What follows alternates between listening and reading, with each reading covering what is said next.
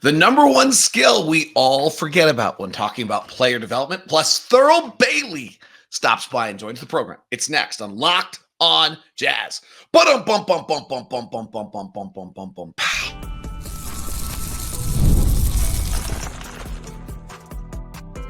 You are Locked on Jazz, your daily podcast on the Utah Jazz. Part of the Locked on Podcast Network.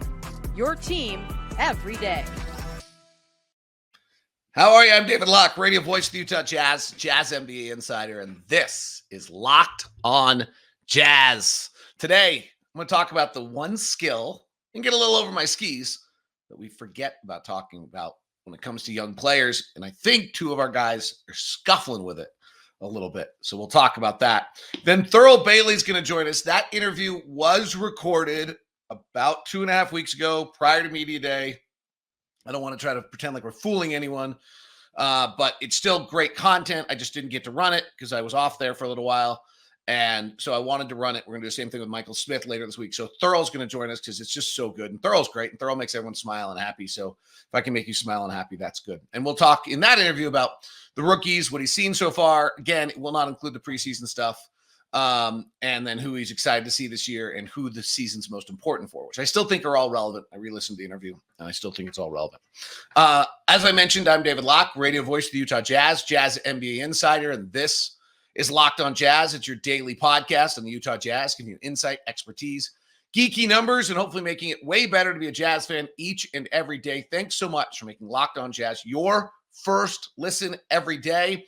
We are free and available on all podcasting apps and on YouTube, so please follow on YouTube. Hit the bell button so you're notified whenever we go into the everydayers. You are the best. First off, I hope you got to watch or go last night. Just another great example of our pride that we have as a state. Another great example of how incredibly amazing the state is of coming together as the Utah Hockey Club kicked off last night, and then an amazing tip of the hat. What is it, 170 some odd days that the Jazz organization, and I had just zero to do with this, so I want no credit at all, came together and somehow remarkably built an NBA or NHL franchise in 172 days. Jim Olsen's on top, but I know how much work Travis Henderson and Caroline Klein and Jeremy Brunner and all of our TV and broadcast crew did to be able to get this thing ready. I can only imagine what every single Kevin Pigg and Greg Tanner did in the sales department, or Chris Barney did in the business department, or what somebody else did in the promotions department, or with the media. It's mind-blowing to me. So first off, just another huge day for the state of Utah, another huge day for the state of Utah fans, and an incredible effort by the organization, the Smith and Entertainment Group, to pull it off. I'm wearing my shirt today in kind of respect to them. It was so fun to be there last night. It's interesting. I just haven't been to enough hockey games. There were times where I was wondering if like our crowd just didn't know exactly what to do or how to react. Or, I mean, it's gonna be fun to watch the crowd and the city and the state learn what it is to be a hockey fan. All right. I want to talk about a skill that I've always believed in. I don't think we talk about it enough, and I actually think it's really interesting to watch our young players with it, and that's just getting your shot off. It sounds so basic and fundamental, and I'm a little over my skis here because I'm not a basketball coach, and I'll have to talk to some of the guys on the plane today about this. But one of the things that's really obvious to me right now when I look at some of our young players and then the growth of Johnny Juzang is the ability to get your shot off. When we do points gained, which is my offensive metric, one of the things I really, really give credit for is being able to get your shot off. I think it's the number one most difficult skill for a player coming into the NBA is, can they actually suddenly now get their shot off? And that can be anything from your driving to the basket, and now all the arms are bigger or longer, the bodies are bigger, your angles aren't as good, and you can't get the shot off, to do you have a quick enough release? So Kyle Filipowski really impressed me the other night because he caught the ball and just got rid of it. His feet were ready. His body's ready. His strength was, and got rid of it. Johnny Juzang has become like George Niang and Joe Ingles in his ability to catch the ball and get rid of it. Cody Williams, who I am the biggest fan of and was the number one person I wanted drafted, I got to say, it's stunning to me his inability to get his shot off right now. There have been multiple times in 2 games where we have swung the ball to him. He should be able to get that shot off at that point and isn't able to. Either doesn't have his feet right, the shot takes too long, getting into the shooting pocket in motion takes whatever it is. Isaiah Collier doesn't really have it either. He's a little bit more set shotty than jump shotty. But either because of height and length and window, I don't think he could really get his shot off yet the way he's going to need to. And then his problem is when he gets rushed, it can sometimes end up in a different zip code. I said this about Isaiah. When I was scouting him, I loved his game, loved his ability to get downhill. You had to wipe out the 1 3-point shot that ended up in the wrong zip code and was like the biggest miss you've ever seen out of your memory, or it tarnished everything you saw for the entire process. But so I'm going to investigate more because this is not my forte necessarily of trying to get into the coaching stuff. But my thoughts on this are 2 things. It has to do with the fact that the game's faster and the players are longer. So if we're just talking about the catching and shooting part of it. 2, it has to do with your body position, your footwork, and then what your shooting motion is. So it's going to be worth watching the adjustment that takes place. I know the Jazz worked with Ochai on this an awful lot. It's going to be interesting to watch the adjustment that takes place with Cody Williams and whether we can get him into a space in the corner where he knows it's coming. He gets his footwork ready early. He's able to shoot that shot in motion and be successful with it. You know, one of the questions on Cody Williams coming in was how few threes he took a game at Colorado. That's becoming obvious of why.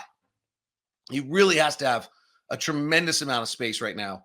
It looks to me as though to get off. Now, again, sample size is 2 games. I reserve the right to be able to retract this comment at some point and say I was wrong. Same thing I feel on Collier. And I think it's a really interesting. Taylor has altered his shot to add more arch to it. And he brings it up, so it takes him a little while. But he seems to be getting it off a tad faster than he did a year ago. Again, I felt a little bit of the same thing with Taylor a year ago. He'd be in the corner, and unless he was really, really open, he's not getting that shot off. And so I thought that kind of jumped out at me on Taylor as one of the areas where we've seen some improvement. This also could just be strength and balance. I didn't think Taylor's balance was particularly great last year. I bet you if they did I would guess if you had testing metrics on Taylor's balance last year, it was not great. And I'll bet you if you do testing metrics on Taylor's balance this year with his strength, it's way better. You can feel it and look it and see it. He's not jostled nearly as much and off balance. He's not off balance when he's moving to get things done. That strength is giving him a foundation and a base. Maybe that's the same thing on Cody Williams. He's so lanky that he's going to get some more physical strength, and that'll give him a better base. So anyway, I just think it's something that we don't talk about enough is the ability to get shots off. At some point, I really would, I'm looking at Cody Williams' box scores, and, we see this with Taylor Hendricks too over time, that there's just, the box scores are the other night in Cody Williams, he's 0 for 3 in 27 minutes. He's 0 for 0 for like most of the night, and then gets some shots off late. One of them's a drive to the basket. I'm going to be excited the first time I see 8-9 shots. Like, I think that's, Sensabaugh's got 7 shots off last night in 20 minutes, 2 nights ago in 20 minutes. That's great. That's an important step in the process, is that he actually has that ability to get the shot off. Johnny Juzang is being able to pull that shot with that quick release right now, and then used it into a drive and closeout the other day as well. By the way, tip of the hat to Jazz fans as well. Once again, you got it. The toughest home court advantage the Utah Jazz got in there. It was the only thing in the GM rank where we got mentioned, and it was for the 2nd straight year, and it's because of you, the fans, and the Delta Center energy and tenacity and ability to just always be sold out, always have energy, always have loud crowd. Was named one of the teams with the best home court advantage once again. So tip of the hat to Jazz fans out there for creating that incredible atmosphere that has been a signature of this book for a long signature of this city. Sorry, for a long time. All right, Jazz. Thurl Bailey's joining us next. As I mentioned, recorded about 2 weeks ago, maybe a week and a half, 2 weeks ago. So there's just there's some time lag on it, but I still think it has immense value, and I still think it's super entertaining, and it's still Thurl. So you absolutely have to love it in every way, shape, or form. Today's show is brought to you by my friends over at Intercap Lending. Intercap Lending has an amazing deal for you if you're thinking about building your dream home. And let me take a minute to tell you, it's a new construction loan program from Intercap Lending. If you're considering building a new home, this is a game changer. With their new construction loan program, you can defer all interest payments during the construction phase. Yes, you heard that right. No payments until your house is ready. But that's not all. The other flexible underwriting, they offer flexible underwriting to cater to your unique financial situation, making it easier for you to get approved. And speaking of approval, you'll love this. Their quick decision-making process means that on average, you'll get approval in 3 to 4 weeks. So that's practically unheard of in the industry. And guess what? They offer loan amounts up to $3 million. So giving you the flexibility to build your home of your dreams without financial constraints. If you're ready to turn your dream home into reality, check out Intercap Lending's new construction loan program. Steve Carter's your guy. You can reach Steve at 385-800-8528 or just email me directly at dlock09@gmail.com and I will connect you with Steve. Don't miss out on this fantastic opportunity to build your future with confidence and ease. Thanks for listening. Thanks for being a part of Intercap Lending. Thanks for being a part of Locked On, and happy building. Today's show is also brought to you by BetterHelp. Convenient, flexible online therapy. Visit betterhelp.com/lockedonnba. Therapy, I like to refer to it as performance enhancing. Therapy also can be overcoming some of your fears, whatever that might be, as Halloween gets here. You might, I don't know, zombies? No, could be claustrophobia, could be anything. Therapy is a great deal for facing your fears and finding what to overcome. Could just be social anxiety of going to big events. Because sometimes the scariest thing is not facing our fears in the first place and holding ourselves back. So how can you improve your brain, your mind, your interactions? You can do it with therapy. This is an opportunity for you. And if you're thinking about starting therapy, give BetterHelp a try. It's entirely online, designed to be convenient, flexible, and suited to meet your schedule. Fill out a brief questionnaire and get matched with a licensed therapist. And then you can switch therapists at any time for no additional charge. Overcome your fears with BetterHelp. Visit betterhelp.com/lockedonnba today at 10% off your first month. That's betterhelp.com/lockedonnba to get 10% off your first month. That's BetterHelp, HELP.com/lockedonnba. Everyone's getting excited for the Jazz season, excited to have Big T with us. So Big T, we saw the rookie. We had draft night together, then we saw the rookies in Summer League. What's your impression? Let's start it off with Cody Williams. What's your impression of those guys now you've seen them a little bit? Well, first of all, flattery will get you everywhere. You know that. You know me long enough. But thanks for having me on your show, D.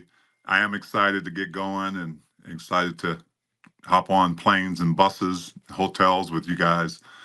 And I like your first question because it is about the young guys really right now. We're trying to build something here to hopefully vie for a championship in the next 3 or 4 years. Hopefully sooner than that. The way this league is, I think, is headed towards young players being successful together and figuring it out early. But yeah, I mean, I think that Cody Williams has something about him, and maybe it's in the DNA, but I think he's a kid that is going to be really useful for the Jazz to develop in a short amount of time. I think he's got to be impactful. And so what I saw from him in Summer League wasn't totally impressive, but as someone who's seen a lot of players, I see other things that I think can be developed.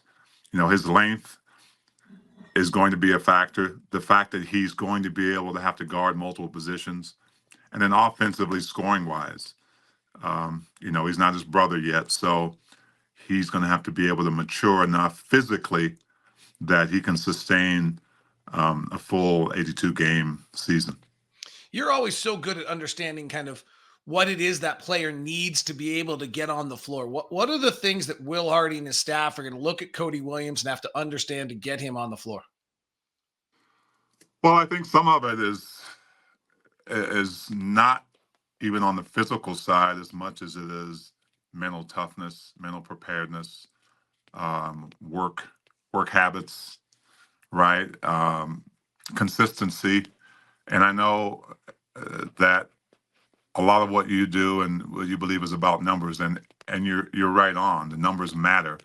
I mean, you've got to be able to consistently come in and show, whether it's scoring or whether it's defending or whether it's deflections, those kind of things that tell coaches a lot about yourself. And then the last part, you got to be thrown into the fire. You got to make mistakes, right? You've got to, like Keontae George in a sense, you've got to be just thrown into it so they can see how you react to certain things. When things aren't going well, what's your demeanor like, right?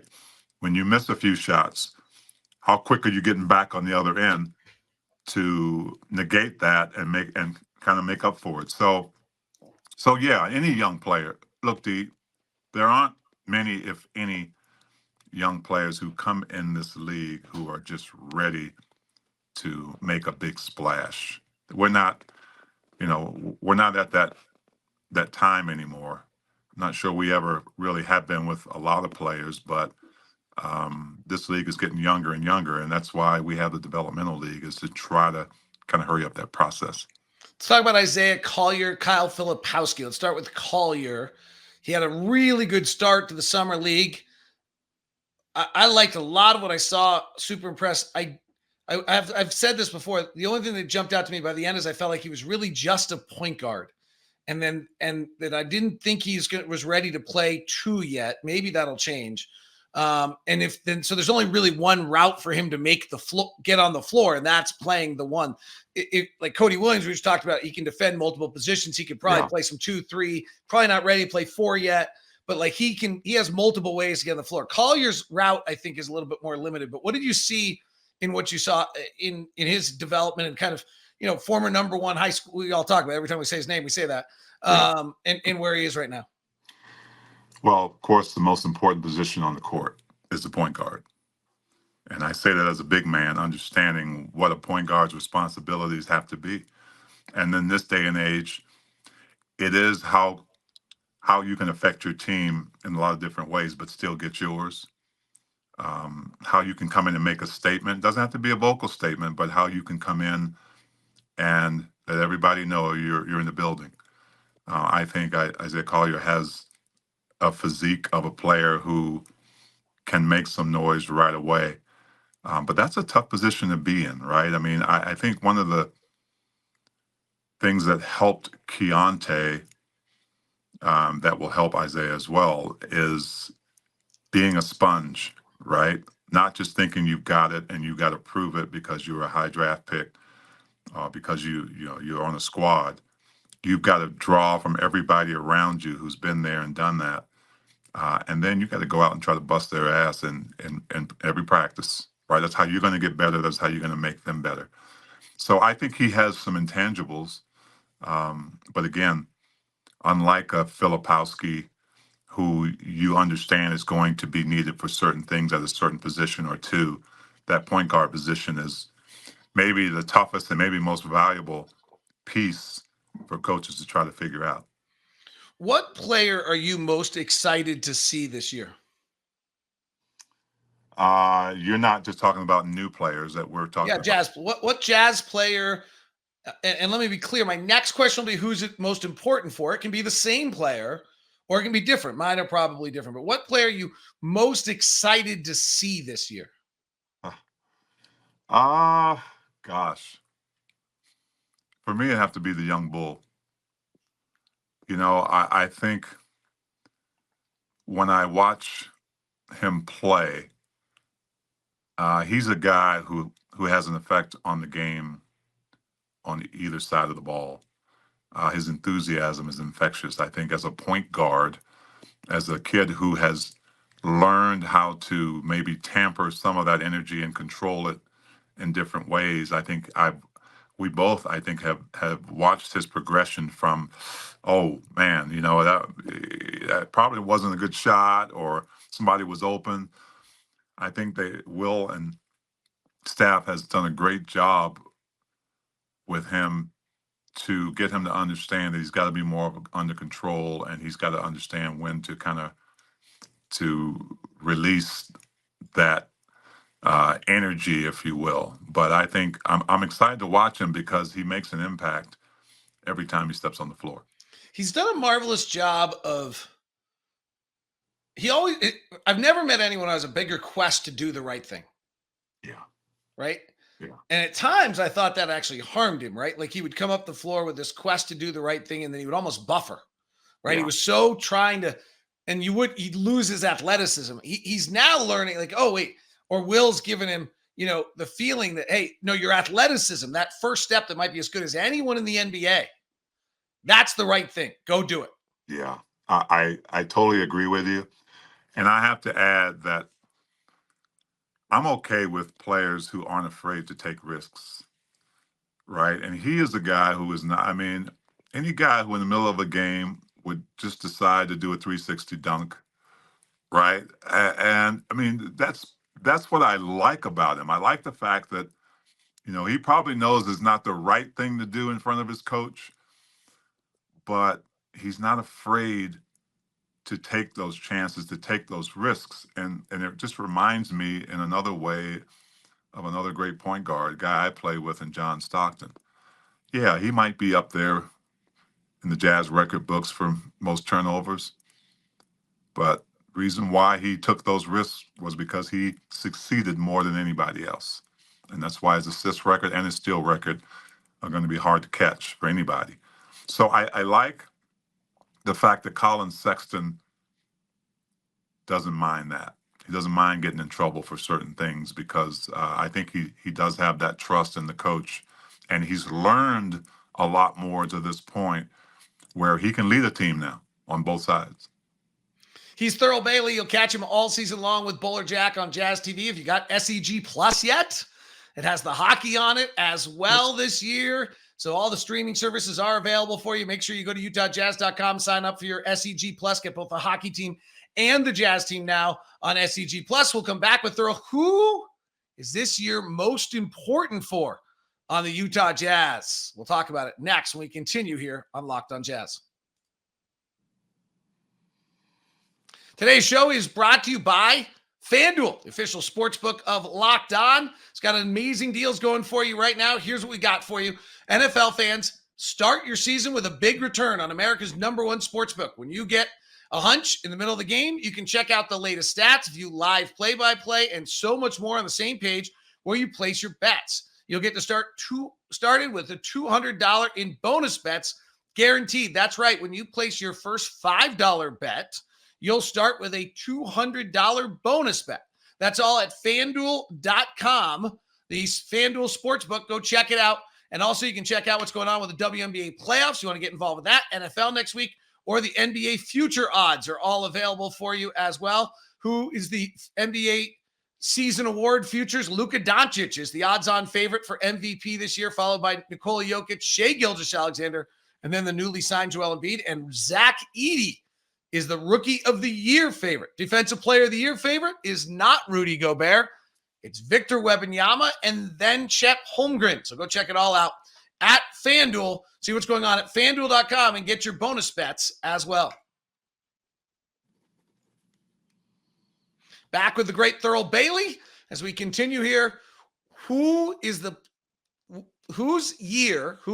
for their career, what player is this season most important for? Walker Kessler. I knew you were going to say that. Yeah, I knew you were thinking it too. He's probably third on my list. Oh, is he really? Yeah. I'll just tell you why I think. Okay. I think it's important for him, and then you can tell me who was 1 and 2 on yours. I just think that Walker was so impressive his rookie season. He was so impressive, and not just as a defender, mostly as a defender, right? I thought he was underestimated his rookie year, and I thought, he showed that he has a knack that translated from college to blocking shots, and not just blocking shots, but changing minds, like, guys knowing that he's going to be in the paint. Similar to what Rudy was able to do and deter guys from coming inside. Walker, I thought, did a fine job his rookie season. Then he took a hit that second season because you expect a player to come in kind of with some newness of what they can contribute. And he's still a really good shot blocker. Don't get me wrong. You look at the numbers and, he's going to be one of those guys if he continues what he's doing. But I think offensively, he's got to bring more. I think he has the capability of bringing more, not just, even though he may not get a lot of ISO situations or post-ups, if you will, there are times when he will get a pass or get an offensive rebound and kick it back out when he can go up strong and dunk it every time, or at least get to the free throw line. And that might be part of it, right? Because you're not a great free throw shooter. You're not as apt to maybe want to go to the line.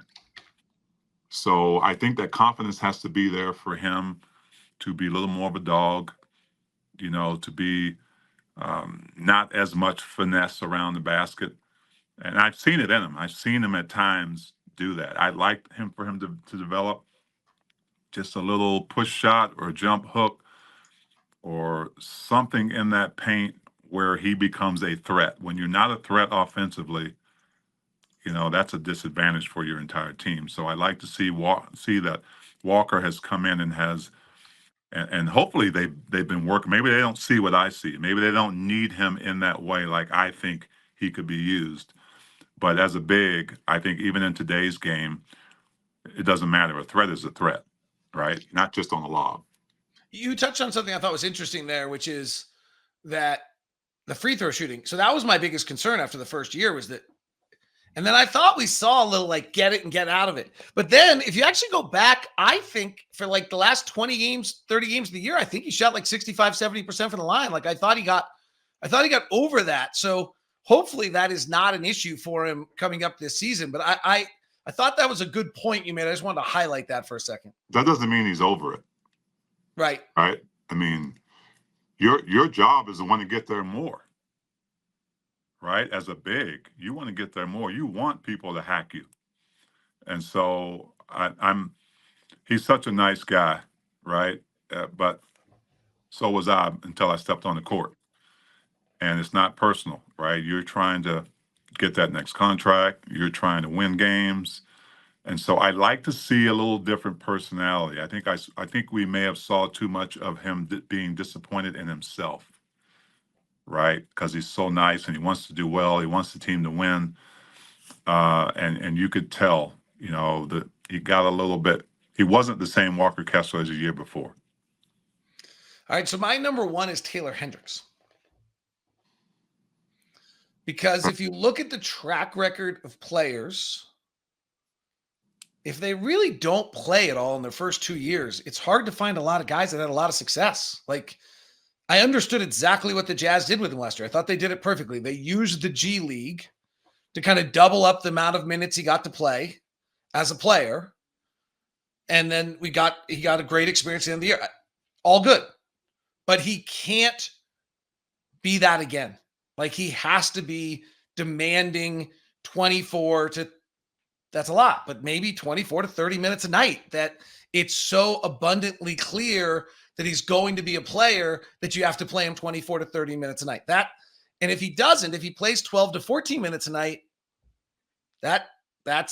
it's a hard track record to find top 15 picks that don't play very much in their first 2 years that go on to have meaningful careers. So I'll just put it that way. Well, what are you asking him to do?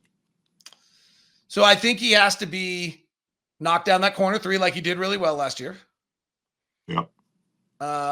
Make progress defensively from the experience he got last year of guarding the Jimmy Butlers and guarding all the other guys. That is the most important, but go ahead. Rebound. Okay. Secondary shot blocker. Okay. Which I think he's really good at. So those 4 things I think he can do. And then I think he's going to have to steal 4 or 6 points a game. On top of the other stuff. Yeah. Like, you can't just be a corner 3 shooter. You've got to give me a little bit. There's got to be a little bit. When I say steal, a back cut where you read it right, the circumstance right, they overplayed you, your defender, a fast break opportunity, an offensive rebound putback. Can you steal 3 field goals a night for 6 points? Can you go 3 of 7, 3 of 8 from 3 for 9 points? And now all of a sudden you're a 14, 15 point a game scorer. You're defending, you're rebounding, and now you are playing 24. That's a lot. Like, if that would be a smashing success if he did that this year? I think it would be an amazing success. Maybe I'm looking at it from a different lens because last year was his rookie year, right? Yep. And you're asking him for all those things. You're asking it from a guy who spent some time in the G League, and at a certain point they decided, okay, let's throw him into it, right? I think if you can improve on one of those things, I think if you can go out and show that you can give the Jimmy Butlers and those other guys a difficult time, night in, night out, they know you're there, and you can just hit the three, right? I mean, I think to ask that of a guy. But you'd stop at Jimmy Butler. No. Hit a three. This year? Yeah. Yeah. You just I would hit a consistent three. Okay. And I say that too because, I just think that it just takes a little, and I'm thinking that both of us, in a sense, might be basing some of this on where he was drafted. Yeah. Oh, no right? Question. Right. No question. Yeah. Yeah. So I see your face. So I agree in that sense that we're putting that pressure on a guy who was a high draft pick, and we expect these things to happen. But I think as you understand, or hopefully try to understand, what Zanuck and Ainge are trying to build, they're going to have to be even more patient. Maybe not as patient as fans are, but I'm not saying that he can't do it. I'm just saying that I think all those things you mentioned may be a little more too much of an expectation for him to show you in this particular season. All right, let me wrap on this. Let's phrase it a little bit differently. So my biggest really thing is I want him to make sure he plays. I don't want free minutes. Okay. I agree with Will Hardy on that. But the data that I've done is basically says, hey, he's really got to play 1,800 minutes this year. Like in 1,800, if you just kind of do it, say, figure he plays 70 games, that comes out to about 25, 26 minutes a night. He really, if he doesn't play 1,800 minutes, the amount of players that have good, viable, long-term NBA careers, it's small. Right. So let's go to this. If you're Will Hardy, what allows you to play Taylor Hendricks 25 minutes a night? Because potentially what he can give you. You've seen enough of him, and maybe you're not in the greatest hurry, right, to have him be that guy, that ninth pick. So yeah, you've got a couple of more patient years, and you've seen enough to know that he's gonna work hard for you. But this is really his development. When you play him those minutes that you want him to play, I think he'll get close to that. He's Thurl.